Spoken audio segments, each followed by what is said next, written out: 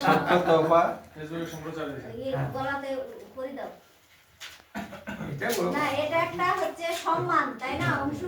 খুশি হয়ে সম্মান বলতে ইনারা যদি না সাহায্য করতো আমি অত দূর যেতে পারতাম না সম্মান বিশাল একদম তাই দারুণ দারুণ।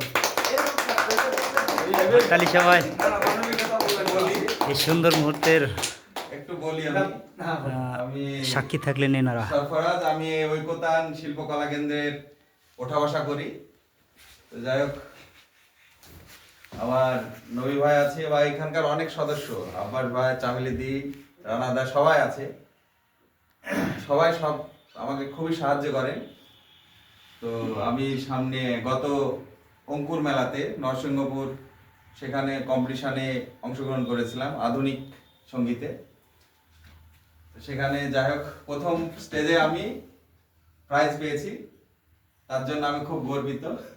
তো সেখানে সাহায্য করেছিল আমার নবী ভাই এবং আমার অংশ ভাই, তার জন্য আমি খুবই আনন্দিত এবং সর্বোপরি সমস্ত কৃতজ্ঞতা এসব এই ঐকতান শিল্পকলা কেন্দ্র, যেটা কর্ণধার আমার আছেন মুকেশ ভাই। এই প্রতিষ্ঠান এখানে গড়ে না আসলে উঠলে হয়তো আমি এতদূর পৌঁছাতে পারতাম না। তার জন্য সকলকে ধন্যবাদ। আমি একটা কথা বলি যে এখানকার একটা উঠা বসা করি বললো সরফরাজ, উঠা বসা করে কিন্তু কিন্তু এটাকে সামলায় সরফরাজ খান। আর এখানকার একটা ভালো শিল্পী এবং কণ্ঠটা খুব সুন্দর। মোহাম্মদ রফির কণ্ঠে সরফরাজ গান গায়।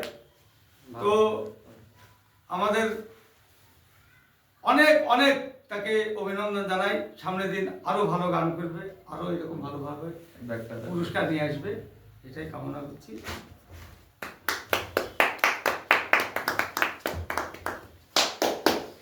Thank you. ভালো হয়েছে, গানটাও খুব ভালো হয়েছে।